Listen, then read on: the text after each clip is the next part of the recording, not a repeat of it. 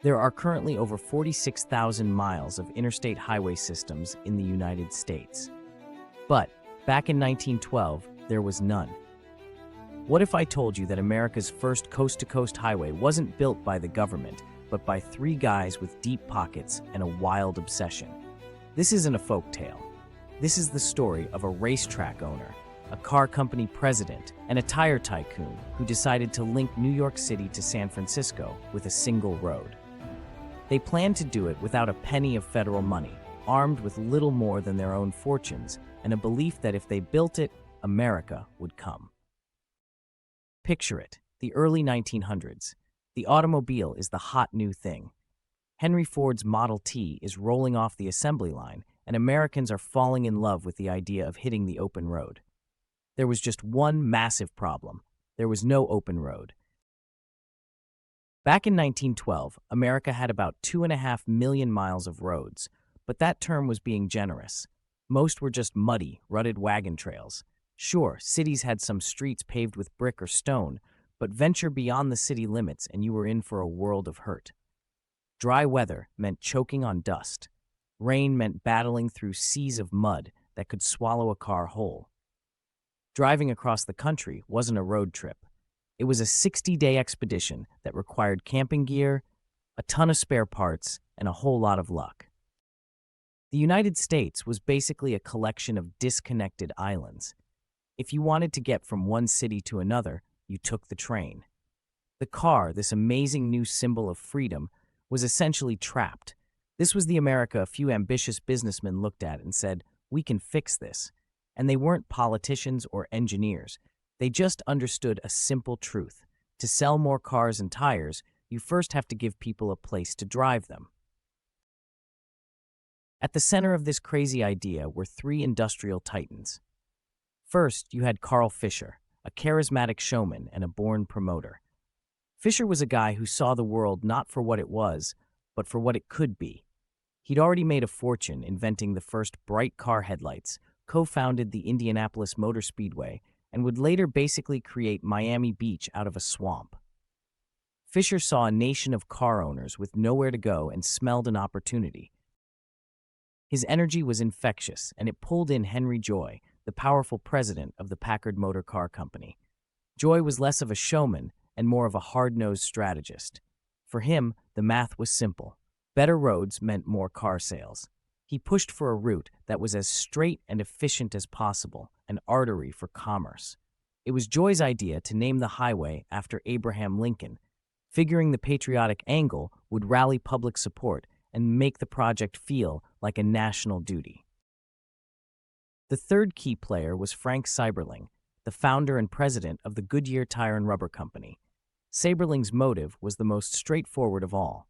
A cross-country highway meant more driving, and more driving meant people would wear out their tires faster.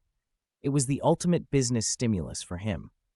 Together, in 1913, they formed the Lincoln Highway Association. Their mission was insane for the time: create America's first continuous transcontinental highway, stretching 3,389 miles from Times Square all the way to Lincoln Park in San Francisco. They figured it would cost $10 million, a staggering sum, and they planned to raise it all through private and corporate donations. Almost immediately, people thought they were nuts. The government offered zero support, and critics openly called the project Fisher's Folly. Ironically, one of the loudest opponents was Henry Ford. He flat out refused to donate a dime, arguing that building roads was the government's job, not a pet project for private industrialists. With Ford out, a lot of the initial fundraising fizzled. But the association didn't quit. They just changed tactics. They came up with the brilliant idea of seedling miles. They'd build one perfect, concrete-paved mile of road in the middle of a muddy, rural wasteland. The goal was to give people a taste of the future. The contrast between that smooth, clean concrete and the muck surrounding it was the best marketing they could ask for. The hope was that once locals experienced a good road, they'd start demanding more from their own governments. But the biggest challenge wasn't money or public opinion. It was the land itself. The proposed route crossed 13 states, had to get over the massive Rocky Mountains, and navigate the unforgiving deserts of Utah and Nevada. In a lot of these places, there weren't even roads to improve, just old pioneer trails and the faint path of the Pony Express. To map the route and drum up publicity, Fisher led a Trailblazers tour in 1913, a caravan of cars on a grueling trip from Indiana to the West Coast. The journey itself was the perfect, miserable advertisement for their cause.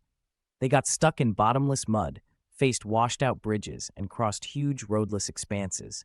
The hardships they faced became national news and got people fired up.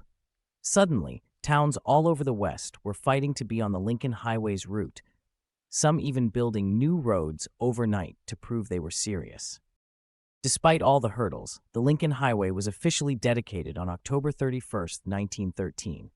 All along the route, towns celebrated with bonfires, parades, and speeches. Now, to be clear, the road was far from finished. Much of the 3,389-mile route was still unpaved dirt, but it was a start. For the first time, there was a single marked continuous route from one coast to the other. If you enjoy this content, take a moment to subscribe, comment, and hit the like button. The effect was immediate. A cross-country trip that used to take 2 months could now be done in about 20 to 30 days. Average American families could actually dream of seeing the country by car. The highway became exactly what its founders wanted, the main street of America. It connected tiny, isolated towns to major cities, letting people visit family, find new jobs, and see just how big their country was. A whole new economy popped up along its route. Gas stations, diners, and quirky roadside motels, the very DNA of American road trip culture, were born on the shoulders of the Lincoln Highway. It set off an economic boom for hundreds of small towns that were lucky enough to be on the map, turning them into hubs for a nation on the move. This wasn't just a road, it was the central artery for a new, mobile America. Maybe the Lincoln Highway's greatest legacy is that it was so successful, it made itself obsolete. Its popularity proved just how valuable a national road network was and poured fuel on the good roads movement. This ad hoc system of named trails, marked by colored bands painted on telephone poles, was clearly not a long-term solution. In 1926, the federal government finally stepped in and created the organized U.S. numbered highway system. Much of the original Lincoln Highway was swallowed up by this new system, becoming big chunks of roads you might still know today, like US 30, US 40, and US 50. But its influence runs even deeper. In 1919, a young Army officer named Dwight D. Eisenhower was part of a military convoy that struggled to cross the country, using the Lincoln Highway for much of the painful journey. That trip stuck with him. It showed him how critical a modern highway system was for national defense. Decades later, as president, Eisenhower championed the law that created the Interstate Highway System we use today. In a very real way, every interstate we drive on is a direct descendant of that dream cooked up by those three moguls. Interstate 80, in particular, shadows the old path of the Lincoln Highway, and in some places, it's paved right over the top of the original road. Today, you can still find pieces of the original Lincoln Highway. You can spot the iconic concrete markers, many of them placed by Boy Scouts back in 1928, standing quietly on the side of a road, forgotten by most. They're monuments to a different time, a time when progress was sometimes a private gamble, driven by bold individuals who didn't wait for the government to build the future. The road that started as one big crazy idea from a promoter, a car executive, and a tire magnate became the blueprint for the entire American highway system, redrawing the map of the nation forever.